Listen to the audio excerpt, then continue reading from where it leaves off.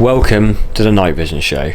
Today we'll be out with the new Zeiss DTI 640 thermal spotter from Scott Country International, and we'll be going after some wild boar that are coming onto some of my permissions and causing the landowners some real trouble.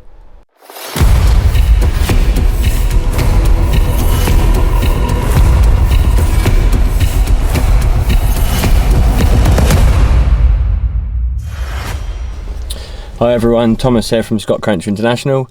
Today we're going to be checking out a permission of mine. The farmer rang me this morning and said that he thinks he's had boar in, so we're going to come and have a check.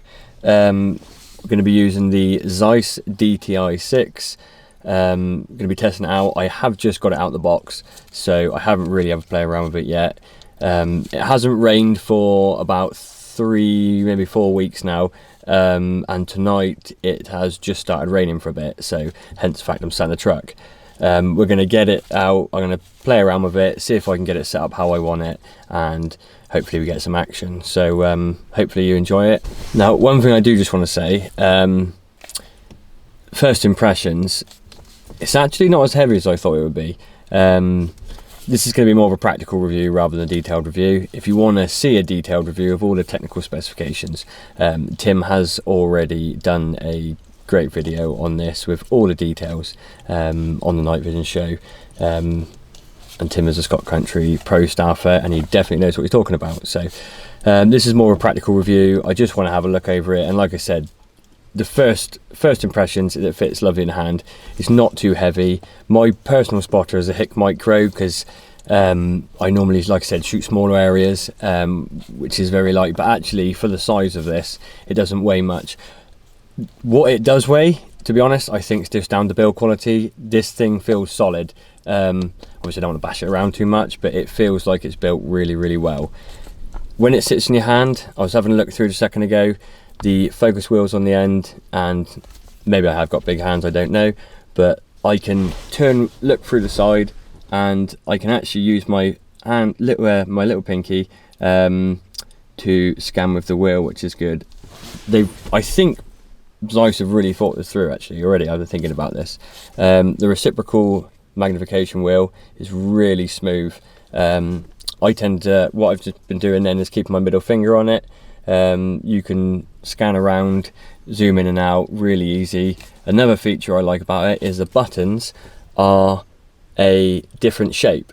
Usually on the spotters that I've used in the past, they're all the same shape, and feeling between them in the dark you do get confused, whereas actually as long as it's not cold, and you can actually feel your fingers, the buttons being a different shape, it's actually strangely really useful. I never would have thought of that, but it is very handy. The eye ring is pretty handy as well. I think they call it binocular lens.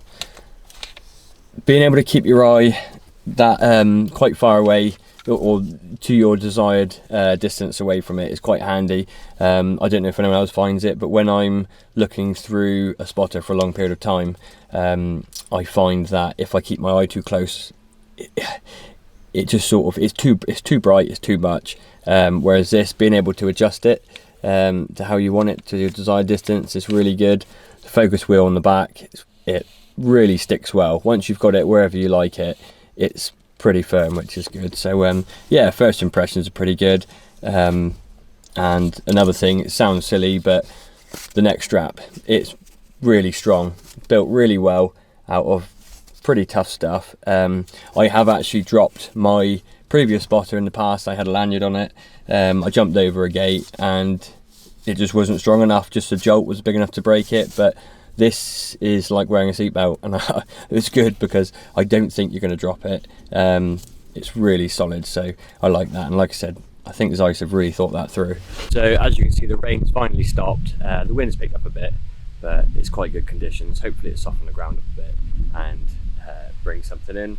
As you can see, woods joins onto this land, the Forestry Commission woods, and basically the chap owns a large strip of woodland in the back there, which is really high bracken. It's probably chest height. It's really hard to see through. it'll be quite difficult to get some footage tonight, but basically the boar come in the corner every time. That's why it really pays to know your land. Saves you walking around, saves you struggling to find where something is and a lot of traipsing about. So the boar always come in the corner, and over to the right hand side there is a couple of natural springs. So during the period of the drought we've just had, the pigs have been coming in and drinking from the springs. The only thing is, because the ground's so hard, they haven't done any damage, so to be honest I've just left them for the time being. Even the farmer said if they're not doing any damage, let them be. The only thing is that they do pose a threat to is water contamination and disease. So with wild boar you always get worms and mites, and of course we don't want them spreading to livestock, so we're going to see if anything turns up tonight. If it does need damage, then we'll sort it out. If not, if it just comes through to get a drink, then we might just let it go. We'll see how we feel. This evening I'm going to be using my Howard 1500 chambered in 308, topped off with a Infiray TD50L digital night vision scope with a PBIR X infrared torch on top. I find it gives me that bit of extra clarification and range, and the lovely Recon tripod shooting sticks that Scott Country have kindly sent me, I'm using as a camera tripod. So I'm stuck to my old homemade sticks, but whatever you're comfortable with, just give it a go anyway. I seem to shoot well off these. I made these years ago myself, and I've even taken a wild boar at 240 yards of these. If you're comfortable and it works well and suits you, then stick with it.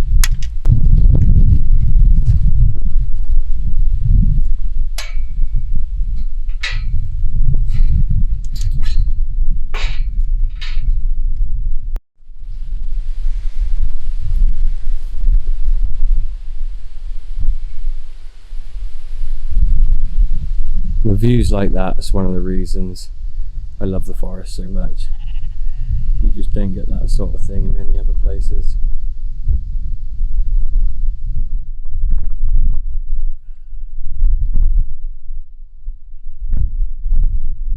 While I've been waiting, I've been playing around with this for about 20 minutes, half hour. And one thing I did realise is I did a lot of digging on this before, I did a bit of research, and this probably is one of the most customisable spotters that there is on the market. If you don't want to just pick something up out of the box, use it how it is, and that's fine. If that's what you like, that's fine, each to their own. But if you do a lot of stalking, a lot of shooting, a lot of wildlife watching, even for security, if you've got land, if you've got premises and you want to you really use it a lot, I think this is a great tool for the job. The customizable color palette option is a really good idea. Obviously different colors work well for different people's eyes. I prefer white hot normally, but you have so many options on this. You can change different temperatures to different colors, which I think is a really clever option. Everyone likes their own color pattern, and you can really make it a bit wild if you like to. It's not my cup of tea, but it's there. So if you like it, and that's what you want to do, that's quite a handy feature. As I said, I think this has if I believe I'm right, a 19-yard field of view at 100 yards or 100 meters. It changes from metric to imperial, but on the instructions that is. So with this, looking over the distances I'm looking at, it's absolutely perfect. Now, Scott Country do have, I believe they're either coming in or they've just landed, some other models. They have the Zeiss DTI 4 and a DTI 1. So if you're shooting a lot smaller areas, smaller ground, if you're only shooting 100 yards, you're shooting rabbits with an air rifle or rimfire, the DTI 1 or DTI 4 would be much better suited to the needs. You're going to be scanning around quick, you want to pick stuff up, you don't need that range, you don't need that clarification, then that is going to be a good option. But if you are covering large areas, this would be a good tool for the job. I'm weirdly impressed with how the further you seem to look with this, the clearer it becomes. I can't really figure out how that works, but like I said, from where I parked the truck to the very far top, the neighbours behind, they have horses, and I can actually see that horse clear. I knew it was a horse anyway, but the clarification on this, the further I look, is quite incredible, really. So if you're stalking large areas or covering large amounts of ground, I think this is a great tool for the job. Now, as I've said before, I've shot a lot of boar off this ground. I do feel sorry for the farmer because they seem to love this place. Obviously you've got the woods right next to it. You can see some of the older damage behind the sheep there. It never really heals over right. I mean, he loses so much grazing. Before I came here, he was losing so much grazing, acres and acres of it. And actually, contrary to what I said about the ground being really hard, they actually did manage to come in last night. And I don't know if you can see it, I'll try and zoom into it over there. They have dug up a little patch just to the right of that white sheep in the distance. So the ground must have been soft enough, must have a little bit of rain last night, and they've managed to do a bit of damage. So I know where they're coming in. They're going to come in at the top, just up here over to the over where my finger is. You'll see them come in. They'll make their way through this wooded area, which is really overgrown now. I'm not used to shooting this place in this time of year. It's normally the winter time you get some problems when the ground's soft. So I'm going to cover this area, I'll get set up, and hopefully something shows. Right, so I'm down, I'm set up where I want to be. I'm tucked up under a hedge, and boar don't have great eyesight anyway, so I'll be tucked up under there and they won't see me. The only thing they can do is wind me, but I think I've got the wind in the right direction this afternoon. As I said earlier, it really pays to know your ground. I know from this spot, if the pigs come in, where they come in is exactly 238 yards. I've actually shot boar as they've stepped in through the fence underneath. As soon as they come onto this ground, I have shot them at that range quite a few times. So as I said, it really does pay to know your ground. Hopefully in the future they'll stick a laser rangefinder on this. Just makes it easier, doesn't it? But if you don't have one, then obviously just get to know your ground before you go out in daytime. If you've got a rangefinder, ping some ranges, or if you nowadays you can just use an app. You can do it from home on your phone. It does make things better. It will save any, if you're shooting foxes and you're using a smaller caliber like a 22-50 or a 204, obviously it's flatter, so it doesn't matter as much. But if you're shooting something like a boar, you really want to make sure you've got that round hitting exactly where it needs to be, because the last thing you want is a very angry, wounded 100+ kilo animal on the loose. So yeah.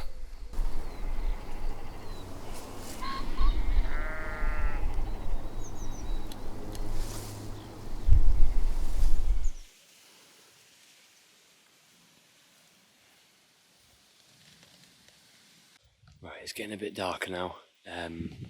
As you can see, the light is starting to fade. The camera actually picks up really well, but it's a lot darker than it is. I can hear a dog, someone's dog in the distance, barking away. It's normally a good indicator. So hopefully we get some action. Right, so they've all left. I couldn't have gotten the walk around better if I tried, for the footage wise. You get to see, basically there's always a matriarch, a female pig that's in charge, that they all follow. Females stick together. Once they get to a certain age, yearling size, the males head off from the rest of the group and they spend the rest of their life on their own. So that was 5 females all coming in, probably the front one was probably a bit bigger, they're probably about 80-90 kilos, but the rest of them were about 60 or 70. I'm going to hang out a bit longer, just see if any more come in and see how it goes. Right, so there is another pig. It's a little male boar. It's about probably about 30 or 40 kilos. He's obviously split off on his own now, and what I'm going to do is I'm going to see how close I can get to him. Hey guys, well, it's 3 o'clock in the morning now. The boar came and went. I didn't bother shooting one. It was too late for me to shoot one and process it. I didn't want to be driving through the fields at that time. Not today. Not after a hard day's work.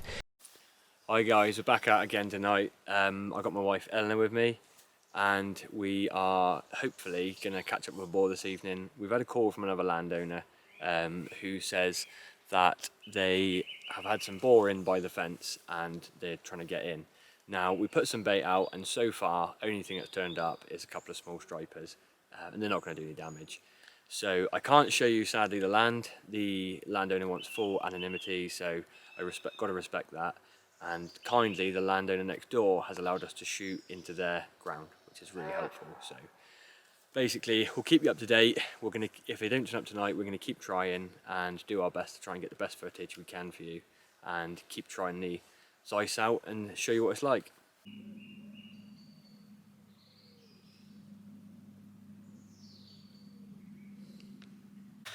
Right, well, that went well. Had 3 different groups of pigs come in. It's been non-stop action. Really active at the minute. I think with the ground softening up and there not being a huge amount of food around, they're definitely active. So we've had a group of small ones in on their own, probably about 5 or 6 small ones, whether orphans or not. There was a pig not far from where I am now, dead by the side of the road. I think a lorry had hit it or something. There's another group of 8 to 9 months old probably, and then this big male kept turning up. He turned up on his own in the daytime, and popped in a few times in the evening, so managed to get him down, which is good. I don't think it's too late. I'm just looking at my watch. No, it's not too late. It's probably in about 10:30, but I'll go and get him out now. Like I said, sadly I can't show you the land because the landowner wants to remain anonymous, and I'm a bit gutted really, because yesterday he came out with a wife and she really wanted to go, but like I said, she did a sensible thing. A group turned up, a group of young ones, and they weren't doing any harm, so it wouldn't be a problem. They'll be fine. They'll just find somewhere else to go. So.